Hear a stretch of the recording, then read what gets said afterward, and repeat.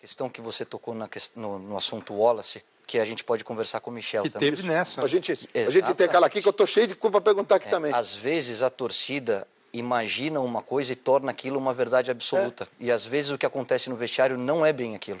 E eu falo isso porque o Michel, o início da dificuldade hoje, graças a Deus, pelo talento que ele tem, deu a volta por cima, tá jogando bem, tá machucado agora, mas a torcida confia no Michel. Mas em um determinado momento, naquele início de Libertadores, atribuíram a ele o fato daquele silêncio da imprensa. E eu sei que foi uma decisão de grupo, não foi só dele. Então por que ele sozinho pagar o pato? Isso, bem colocado. Isso não é bacana, eu queria que você falasse um pouco sobre isso. E emendar, Michel, porque você viveu uma situação no São Paulo recentemente muito parecida com essa do Wallace. Né? A torcida estava pegando o seu pé, você errava um passe e vaiava, e outro dia, a gente fazendo um jogo do São Paulo, que eu não lembro mais qual é, falei, que curioso, né? Apareceu o Michel Bastos, a torcida levantou. Entrou e fez aplaudiu. o gol.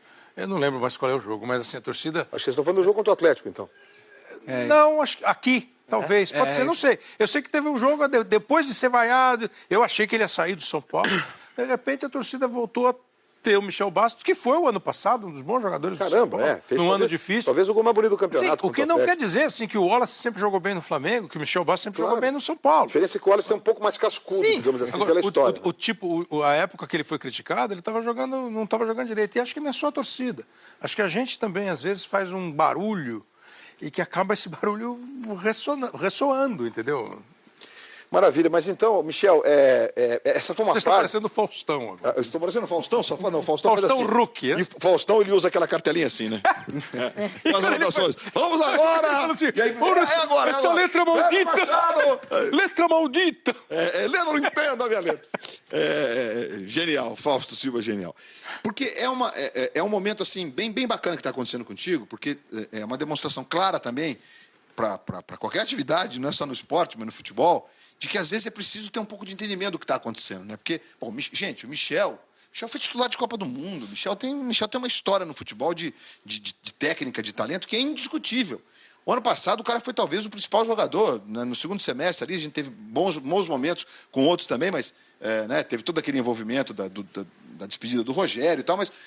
E, de repente, por causa de 2 ou 3 jogos, aí vem a Libertadores e te dá a chance de, não só no jogo contra o Atlético, você teve momentos pontuais, importantíssimos e decisivos. Isso para você tem um sentimento lá no fundo de, puxa, que bom, ou então, tá vendo? Como é que é nas duas situações, né? Como é que é numa e noutra, né? Eu tenho, lógico, tenho 32 anos e é uma situação que a primeira vez aconteceu comigo na minha carreira. E eu sempre soube que eu só iria mudar essa situação era dentro de campo. Só que quando começaram as críticas, o que mais me entristeceu, o que mais me deixou triste, né? Na verdade, foi que estavam começando a criticar não o jogador pelas suas atuações, mas já passando para o lado pessoal. E eu, todo dia que saía de casa para treinar, eu parava para pensar, mas o porquê de tudo isso? Porque eu nunca dei motivo para isso. Como o William falou, eu sempre procuro tentar ser um líder, dar exemplo. Até por isso fui capitão no começo da temporada. E então, enfim, aí começaram a me atacar de uma forma que, lógico, naquele período eu não estava bem tecnicamente. E se falam para mim, Michel, você é um perna de pau, até aí a gente está numa profissão que a gente tem que aceitar essas críticas. É normal. Mas começou a passar mais para um lado pessoal, falando mais da minha pessoa, que eu era um jogador migué, que eu dava migué, isso e aquilo. Hoje, com 32 anos, muitas vezes eu consigo correr muito mais que muitos moleques de 20, 22, 23 anos. Nunca dei exemplo para ninguém que eu sou um cara não profissional.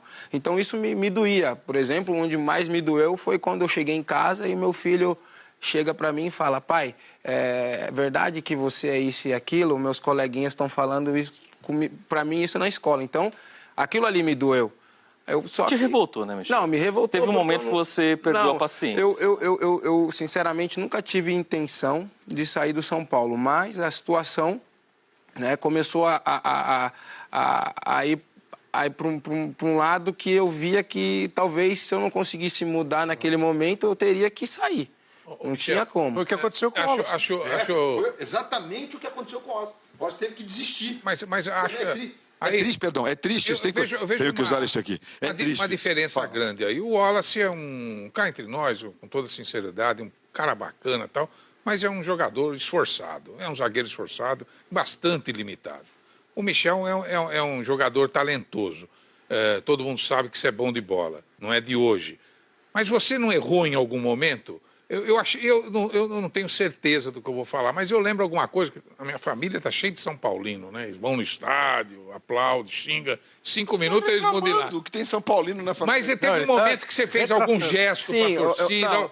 Você acha que em algum momento você errou ali? Não, aquele meu gesto eu errei e fui pedir desculpas, mas eu acho que aquele gesto ali não demonstra e não diz quem é o Michel Bastos de verdade. Aquele gesto não quer dizer que eu não sou um profissional, que eu não sou... que eu sou um cara que não trabalho, que dou migué. Aquele gesto ali, para mim, eu errei, porque foi no momento onde eu sentia que a torcida deveria... está com a gente ganhando de 2-0 em casa, eu vou lá e ainda faço o gol no momento onde a gente estava ganhando e eu tinha sido vaiado e a torcida pedindo a minha saída para um outro jogador entrar. Eu acho que foi um gesto que eu errei, mas foi espontâneo, porque 30 segundos antes de eu marcar o gol, a torcida grita o nome de um jogador para entrar no meu lugar, eu olho para o lado, ele está indo... para o meio de campo para eu ser substituído. E naquele exato momento eu vou e faço o gol.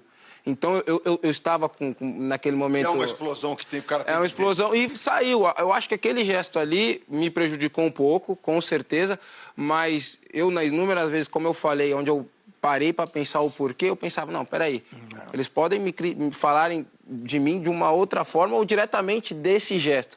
Mas falar que eu não sou profissional, que eu sou isso ou aquilo, como aconteceu, eu acho que não... O que você falou, que é, só para arredondar, que é a diferença de tomar uma posição, de ter uma opinião e de ter uma explosão. A explosão, às vezes, por mais que ela seja espontânea, por mais que ela seja... eu não estava aguentando mais, ela acaba tendo uma consequência muito pior do que se numa entrevista você fala assim, eu não sou Miguel, eu não sou isso, eu não sou aquilo. Talvez seja essa a questão de tomar posição e evitar a explosão.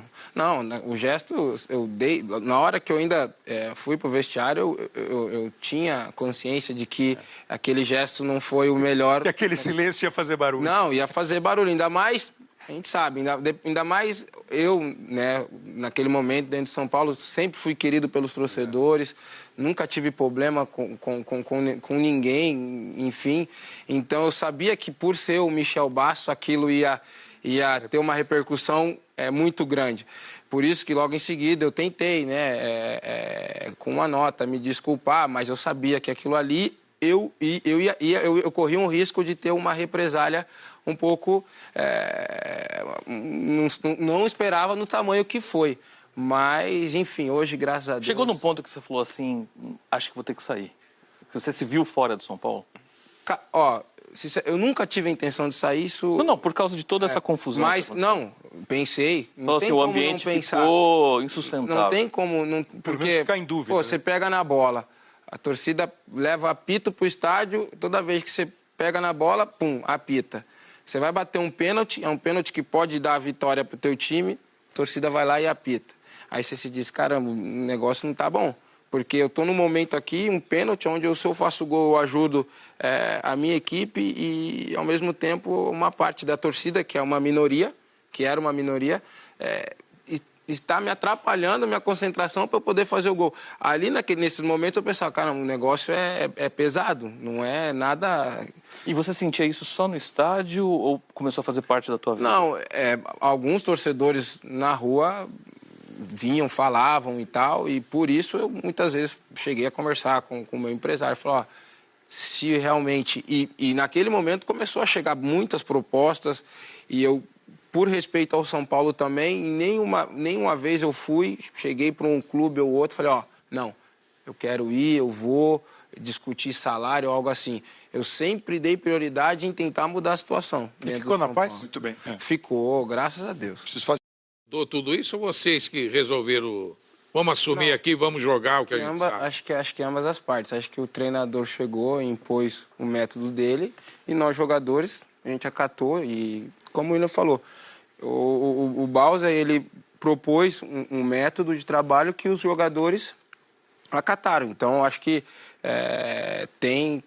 o bom momento do São Paulo hoje vem também com a chegada do Bausa, que propôs um trabalho que, para mim, é muito bom. E nós, jogadores também, que assimilamos isso e nos propomos a trabalhar para dar resultado. Ô Michel, em relação ao antes do jogo do dia 6, contra o Nacional de Medellín, time do seu Osório, quer dizer, montado pelo seu Osório, o time atual dele, inclusive... Os dois têm a digital do Osório, né? O Nacional tem até mais, eu acho que tem mais tempo. Claro. Inclusive na forma de jogar, no jeito... acho que o time hoje não tem nada de Osório. Osório também acho que não. Acho que o hoje, São Paulo é outra pegada. Osório era... Com Osório, você praticamente não sabia a posição que você ia jogar. Ótimo, hein? E isso era ruim. É bom. Você vê? É ruim pra vocês. Mas é diferente mesmo, Vila. E agora você vê, ontem, inclusive, quando o Paton Balsas... Não foi nem na entrevista coletiva. E ele tomou um golinho daquele negocinho do Marco Antônio. Quem tomou? O Michel. Tá empolgado, né? Tomou um golinho. Não, mas é sério. Não, mas é isso, é uma avaliação. E o legal é o seguinte, que é uma questão conceitual de jogo. Mas não é conceito de jogo, mas às vezes eu fiquei curioso. Mas não é só conceito de jogo. Não tem nenhum eu acho detalhe. do jeito de jogar, Do meu ponto de vista, não. Uma herança. Não, o Balsa chegou, propôs o método dele de trabalho. Não que eu achasse o método do Osório ruim, claro. Bem pelo contrário. Mas o time pegou mais do que o Balsa. Mas, para mim, pessoalmente, por exemplo, eu sempre gostei de trabalhar, se eu tiver tempo, e se eu vou jogar, de saber a posição que eu vou jogar, o que eu vou fazer, o que vai ser preciso de fazer no jogo. E com o Osório, algumas vezes, chegou alguns jogos que eu treinei de volante e joguei de lateral. Então, aí é ruim você preparar uma partida assim. Se bem que, vamos embora, o negócio eu vou jogar ali. Mas é ruim, porque muita gente em casa deve estar falando, pô, mas Gente, muda tudo. Quando o cara sabe, eu vou jogar de lateral, quem é o cara que vai jogar naquele meu lado? Qual é a trinca que vai fazer tabela pra cima de mim? Como é que os caras se posicionam? Tudo isso conta. E olha, e a gente subestima, Kleber. A gente acha que o jogador de futebol, o cara nem sabe, o cara vai pro jogo, vou jogar de quê? O negócio é driblar, meter gol. Mas é diferente. Mas a evolução do Ganso. Mas não tá falando de ruim, não tá falando de ruim. Ele não tá falando de ruim, tá falando de diferente. Porque tá claro que as digitais do Paton, de um time que é mais pragmático e programado, isso é muito claro. E, na minha forma de ver, casou melhor com esse grupo do São Paulo. E acho até que foi o que mais me impressiona, mais do que o fulano está jogando bem ou mal, é que esse time me parecia, a gente conversava muito com o Caio, o São Paulo, quando estava jogando direitinho. Eu sei o que eu quero, eu sei o que eu preciso, se eu golear por 1-0 tá bom, se eu sofrer um gol, eu tento ir pro empate, foi o que aconteceu lá em Belo Horizonte. Isso tem tudo a ver com o treinador. Eu acho que, acho que antes dele chegar no São Paulo, com certeza ele deve ter visto qual eram os defeitos da equipe que ele está vindo para treinar. Então, ele logo em seguida já impôs certas coisas e colocou, já nos primeiros dias, tudo aquilo que ele tinha visto de errado e que tinha que melhorar. Então, ele começou a trabalhar isso.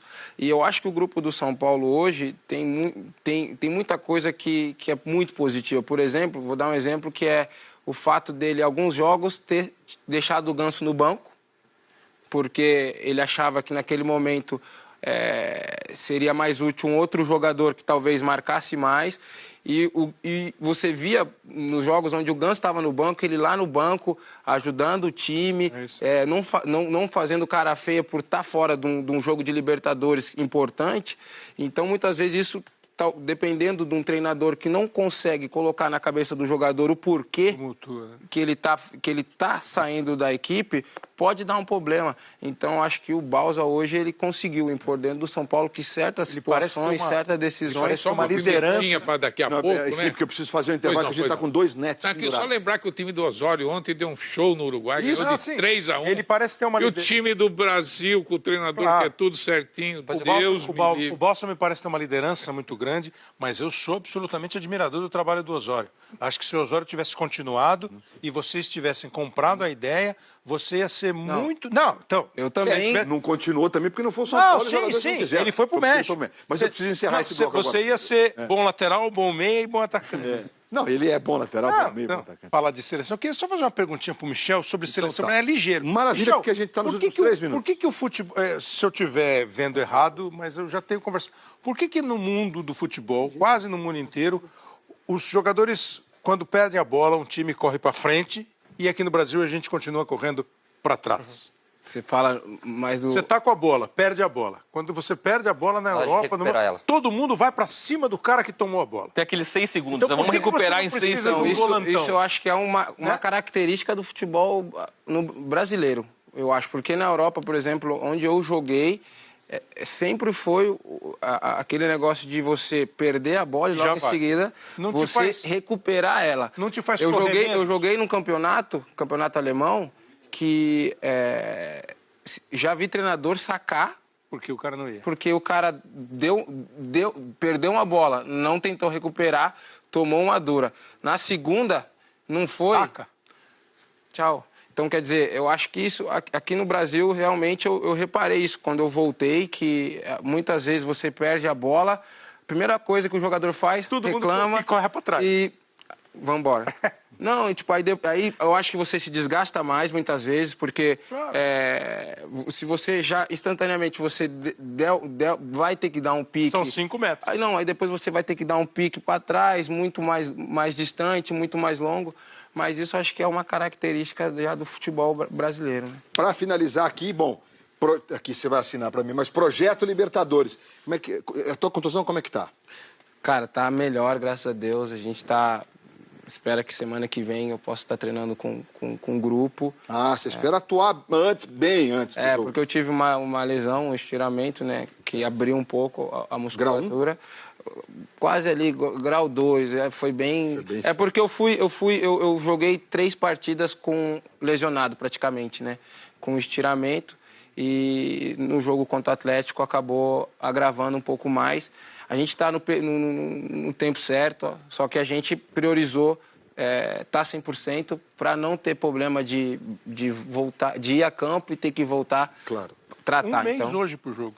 Um mês hoje pro jogo, dia 6, exatamente. Mas a prioridade não que eu esteja 100% para esse jogo. Eu espero estar antes para poder ajudar no Campeonato Brasileiro. Para estar com certo ritmo. E estar com confiança e ritmo também, porque me preparar aí direto para esse jogo, eu acho que seria um erro. E é um risco mesmo, também concordo. E só para esse assunto, o Balsa já disse que pretende ali, 10 dias antes do jogo, fazer uma preparação específica para esse jogo, cujos ingressos começaram a ficar disponíveis hoje, para quem tem um plano mais caro, digamos assim, do sócio-torcedor do São Paulo, que bateu 100 mil sócios semana passada, já é o 5º, a caminho do 4º lugar do Brasil, um sucesso danado. Você trouxe um presente para o apresentador? Trouxe um negócio diferente. Será que ele vai usar ou vai decorar a casa? Os caras no São Paulo falaram que isso aqui é uma... Os caras de sacanagem falando que isso aqui é um frango embrulhado num papel alumínio. E o Luiz Roberto parece que vai botar na estante, né? Vai ser enfeite, né? Muito obrigado. O meu pé é bem maior. Né? Mas não. Vai ser enfeite. Isso aqui é uma esteira de alta qualidade. Do lado da foto com o Roberto Carlos, que ele tirou. Não, mas isso aqui é uma esteira de ótima qualidade. Pô, Michel, obrigado. Com direito a autógrafo e tudo. Aí vai com a bolsinha junto. Tudo completo. Maravilha. A torcida deveria... está com a gente ganhando de 2-0 em casa, eu vou lá e ainda faço o gol no momento onde a gente estava ganhando e eu tinha sido vaiado e a torcida pedindo a minha saída para um outro jogador entrar. Eu acho que foi um gesto que eu errei, mas foi espontâneo, porque 30 segundos antes de eu marcar o gol, a torcida grita o nome de um jogador para entrar no meu lugar, eu olho para o lado, ele está indo... para o meio de campo para eu ser substituído. E naquele exato momento eu vou e faço o gol. Então eu estava naquele momento... É uma explosão que tem o cara... É uma explosão e saiu. Eu acho que aquele gesto ali me prejudicou um pouco, com certeza, mas eu, nas inúmeras vezes, como eu falei, onde eu parei para pensar o porquê, eu pensava, não, peraí, eles podem me falarem de mim de uma outra forma ou diretamente desse gesto. Mas falar que eu não sou profissional, que eu sou isso ou aquilo, como aconteceu, e aí, eu acho que e não... aí que você falou, que é, só para arredondar, que é a diferença de tomar uma posição, de ter uma opinião e de ter uma explosão. A explosão, às vezes, por mais que ela seja espontânea, por mais que ela seja, eu não estava aguentando mais, ela acaba tendo uma consequência muito pior do que se numa entrevista você fala assim, pô, eu não sou Miguel, eu não sou isso, eu não sou aquilo. Talvez seja essa a questão de tomar posição e evitar a explosão. Né? Não, o gesto eu dei... Na hora que eu ainda fui pro vestiário, eu tinha consciência de que aquele gesto não foi o melhor. Que aquele silêncio ia fazer barulho. Não, ia fazer barulho, ainda mais... A gente sabe, ainda mais eu, né, naquele momento dentro de São Paulo, sempre fui querido pelos torcedores, nunca tive problema com ninguém, enfim. Então eu sabia que por ser o Michel Basso, aquilo ia ter uma repercussão muito grande. Por isso que logo em seguida eu tentei, né, com uma nota, me desculpar, mas eu sabia que aquilo ali eu corria um risco de ter uma represália um pouco... não esperava no tamanho que foi. Mas, enfim, hoje, graças a Deus... Chegou num ponto que você falou assim, acho que vou ter que sair. Você se viu fora do São Paulo? Ó, eu nunca tive a intenção de sair, isso... Não, por causa de toda essa confusão. Mas, não, pensei. Não tem assim, o como ambiente não pensar. ficou insustentável. Não tem como... Não, porque, ficar em dúvida, pô, né? você pega na bola, a torcida leva apito pro estádio, toda vez que você pega na bola, pum, apita. Você vai bater um pênalti, é um pênalti que pode dar a vitória pro teu time, a torcida vai lá e apita. Aí você se diz, caramba, o negócio não tá bom. Porque eu tô num momento aqui, um pênalti, onde se eu faço gol, eu ajudo a minha equipe e, ao mesmo tempo, uma parte da torcida, que é uma minoria, que era uma minoria, está me atrapalhando. A questão que você tocou no assunto Wallace, que a gente pode conversar com o Michel Que também. teve nessa. A gente tem aquela aqui que eu tô cheio de culpa pra perguntar aqui também. Às vezes a torcida imagina uma coisa e torna aquilo uma verdade absoluta. E às vezes o que acontece no vestiário não é bem aquilo. E eu falo isso porque o Michel, o início da dificuldade hoje, graças a Deus, pelo talento que ele tem, deu a volta por cima, tá jogando bem, tá machucado agora, mas a torcida confia no Michel. Mas em um determinado momento, naquele início de Libertadores, atribuíram a ele o fato daquele silêncio da imprensa.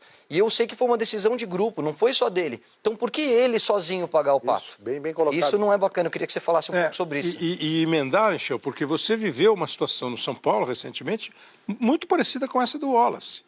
Né? A torcida estava pegando o seu pé, você errava um passe e vaiava, e outro dia, a gente fazendo um jogo do São Paulo, que eu não lembro mais qual é, falei, que curioso, né? Apareceu o Michel Basso, a torcida levantou. Entrou e fez aplaudiu. O gol. Eu não lembro mais qual é o jogo, mas assim, a torcida... Acho que vocês estão falando do jogo contra o Atlético, então. Não, acho que aqui, talvez, pode ser, não sei. Eu sei que teve um jogo, depois de ser vaiado, eu achei que ele ia sair do São Paulo, de repente a torcida voltou a ter o Michel Bastos, que foi o ano passado um dos bons jogadores do São Paulo, fez num ano difícil. Talvez o gol mais bonito do campeonato. Sim, o que não quer dizer assim, que o Wallace sempre jogou bem no Flamengo, que o Michel Bastos sempre jogou bem no São Paulo. A diferença é que o Wallace é um pouco mais cascudo, digamos assim, agora, pela história. A época que ele foi criticado, ele não estava jogando direito. E acho que não é só a torcida. Acho que a gente também, às vezes, faz um barulho e que acaba esse barulho ressoando, entendeu? Maravilha, mas então, Michel, essa foi uma Você está parecendo o Faustão agora. Eu estou parecendo o Faustão? Não, Faustão faz assim. Huck, é? E Faustão, ele usa aquela cartelinha assim, né? As anotações. Vamos agora! Assim, E aí, agora! Essa letra maldita! Letra maldita! Leandro, não entendo a minha letra. Genial, Fausto Silva, genial. Porque é um momento, assim, bem bacana que está acontecendo contigo, porque é uma demonstração clara também, para qualquer atividade, não é só no esporte, mas no futebol, de que às vezes é preciso ter um pouco de entendimento do que está acontecendo, né? Porque, bom, gente, o Michel foi titular de Copa do Mundo. O Michel tem uma história no futebol de técnica, de talento, que é indiscutível. O ano passado, o cara foi talvez o principal jogador, né? No segundo semestre ali, a gente teve bons momentos com outros também, mas né, teve todo aquele envolvimento da despedida do Rogério e tal, mas... E, de repente, por causa de 2 ou 3 jogos, aí vem a Libertadores e te dá a chance de, não só no jogo contra o Atlético, você teve momentos pontuais, importantíssimos e decisivos. Isso para você tem um sentimento lá no fundo de, puxa, que bom, ou então, tá vendo? Como é que é nas duas situações, né? Como é que é numa e noutra, né? Eu tenho 32 anos e é uma situação que a primeira vez aconteceu comigo na minha carreira. E eu sempre soube que eu só iria mudar essa situação era dentro de campo. Só que quando começaram as críticas, o que mais me... Você preparar uma partida assim, se bem que, bom, vamos embora, o negócio eu vou jogar ali... Mas é ruim, porque a gente... Muita gente em casa deve estar falando, pô, mas que... Gente, muda tudo. Quando o cara sabe, vou jogar de lateral, quem é o cara que vai jogar naquele meu lado? Qual é a trinca que vai fazer tabela pra cima de mim? Como é que os caras se posicionam? Tudo isso conta. E olha, e a gente subestima, Kleber. A gente acha que o jogador de futebol, o cara nem sabe, o cara vai pro jogo, vou jogar de quê? O negócio é Mas ele vai meter ruim gol. ou é diferente? Mas a evolução do Ganso... Mas não está falando de ruim, não está falando de ruim. Ele não está falando de ruim, está falando de diferente. Porque está claro que as digitais do Paton, de um time que é mais pragmático e programado, isso é muito claro. E, na minha forma de ver, casou melhor com esse grupo do São Paulo. E acho até que foi o que mais me impressiona, mais do que o fulano está jogando bem ou mal, é que esse time me parecia, a gente conversava muito com o Caio, o São Paulo, quando estava jogando direitinho. Eu sei o que eu quero, eu sei o que eu preciso, se eu golear por 1-0 tá bom, se eu sofrer um gol eu tento ir para o empate, foi o que aconteceu lá em Belo Horizonte. Isso tem tudo a ver com o treinador. Eu acho que, acho que antes dele chegar no São Paulo, com certeza ele deve ter visto qual eram os defeitos da equipe que ele está vindo para treinar. Então ele logo em seguida já impôs certas coisas e colocou já nos primeiros dias tudo aquilo que ele tinha visto de errado e que tinha que melhorar. Então ele começou a trabalhar isso. E eu acho que o grupo do São Paulo hoje tem muita coisa que é muito positiva. Por exemplo, vou dar um exemplo que é o fato dele, alguns jogos, ter deixado o Ganso no banco, porque ele achava que naquele momento seria mais útil um outro jogador que talvez marcasse mais. E você via nos jogos onde o Ganso estava no banco, ele lá no banco, ajudando o time, não fazendo cara feia por estar fora de um jogo de Libertadores importante. Então, muitas vezes, isso, dependendo de um treinador que não consegue colocar na cabeça do jogador o porquê que ele tá saindo da equipe, pode dar um problema. Então, acho que o Bausa hoje ele conseguiu impor dentro do São Paulo que certas situações, certas decisões... Só uma liderança para daqui a pouco, né? Sim, porque eu preciso fazer um intervalo, que a gente está com 2 netos. Aqui, só lembrar que o time do Osório ontem deu um show no Uruguai, ganhou de 3-1. Ele parece ter uma liderança. E o time do Brasil, com o treinador que é tudo certinho, o Balsa me parece ter uma liderança muito grande, mas eu sou absolutamente admirador do trabalho do Osório. Acho que se o Osório tivesse continuado e vocês tivessem comprado a ideia, você ia ser muito... Não, então... Eu também... Não continuou também porque não foi o São Paulo. Sim, ele foi pro México. Mas eu preciso encerrar esse bloco agora. Você ia ser bom lateral, bom meia e bom atacante. Não, ele é bom lateral, bom meia, bom atacante. Falar de seleção. Eu queria só fazer uma perguntinha pro Michel sobre seleção, mas é ligeiro. Maravilha, Michel, porque... falhando a minha concentração para eu poder fazer o gol. Ali, nesses momentos, eu pensava, cara, o negócio é pesado, não é nada... E você sentia isso só no estádio ou começou a fazer parte da tua vida? Não, alguns torcedores na rua vinham, falavam e tal, e por isso eu muitas vezes cheguei a conversar com o meu empresário, falou, se realmente... E naquele momento começou a chegar muitas propostas, e eu, por respeito ao São Paulo também, nenhuma vez eu cheguei para um clube ou outro, falei, não, eu quero ir, eu vou discutir salário ou algo assim. Eu sempre dei prioridade em tentar mudar a situação. E ficou na paz? Muito bem. Ficou, graças a Deus. Preciso fazer tudo isso ou vocês que resolveram... Vamos assumir aqui, vamos jogar o que a gente sabe? Acho que ambas as partes. Acho que o treinador chegou e impôs o método dele e nós, jogadores, a gente acatou. E, como o William falou, o Bausa, ele propôs um método de trabalho que os jogadores acataram. Então, acho que o bom momento do São Paulo hoje vem também com a chegada do Bausa, que propôs um trabalho que, para mim, é muito bom.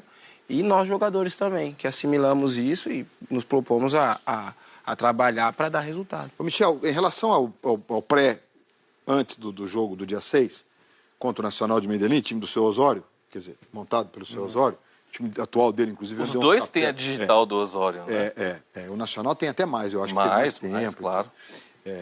Inclusive na forma de jogar, no Eu jeito. acho que o time hoje não tem nada de Osório. Osório, eu também também acho que não. Acho que O hoje, São Paulo, sinceramente, é outra São Paulo pegada. não tem. Osório era... Com Osório, você praticamente não sabia a posição que você ia jogar. Ótimo, hein? E isso era ruim. É bom. Você vê? É ruim pra vocês. Mas é diferente mesmo, Vila. E agora você vê, ontem, inclusive, quando o Paton Balsas, não foi nem na entrevista coletiva, E ele tava no tomou um corredor. golinho daquele negocinho do Marco Antônio. Quem tomou? O Michel. Tá empolgado, né? Tem um, Tomou né? um golinho. Tem- Não, mas é sério. Não, mas é isso, é uma avaliação. E o legal é o seguinte, que é uma questão conceitual, de Lógico. jogo. Não, mas não é conceito de jogo, mas às vezes eu fiquei curioso. Mas não é só conceito não de tem nenhum Não, eu acho que detalhe do jeito de deixado jogar, pelo nenhum. Do meu ponto de Osório vista, aí. não. Uma herança. Não, acho que o Balsa nenhum. chegou, propôs o método dele de trabalho. Não que eu achasse o método do Osório ruim, Claro. bem pelo contrário. Mas o time pegou mais do que o Balsa. Mas para mim, pessoalmente, por exemplo, eu sempre gostei de trabalhar, se eu tiver tempo e se eu vou jogar, de saber a posição que eu vou jogar, o que eu vou fazer, o que vai ser preciso de fazer no jogo. E com o Osório, algumas vezes, chegou alguns jogos que eu treinei de volante e joguei de lateral. Então, tipo, aí é ruim, me entristeceu, o que mais me deixou triste, né? Na verdade, foi que estavam começando a criticar não o jogador pelas suas atuações, mas já passando pro lado pessoal. E eu, todo dia que saía de casa para treinar, eu parava para pensar, mas o porquê de tudo isso? Porque eu nunca dei motivo para isso. Como o William falou, eu sempre procuro tentar ser um líder, dar exemplo. Até por isso fui capitão no começo da temporada. E então, enfim, aí começaram a me atacar de uma forma que, lógico, naquele período eu não estava bem tecnicamente. E se falam para mim, Michel, você é um perna de pau, até aí a gente está numa profissão que a gente tem que aceitar essas críticas. É normal. Mas começou a passar mais para um lado pessoal, falando mais da minha pessoa, que eu era um jogador migué, que eu dava migué, isso e aquilo. Hoje, com 32 anos, muitas vezes eu consigo correr muito mais que muitos moleques de 20, 22, 23 anos. Nunca dei exemplo para ninguém que eu sou um cara não profissional. Então isso me doía. Por exemplo, onde mais me doeu foi quando eu cheguei em casa e meu filho chega para mim e fala: pai, é verdade que você é isso e aquilo? Meus coleguinhas estão falando isso para mim, isso na escola. Então, aquilo ali me doeu.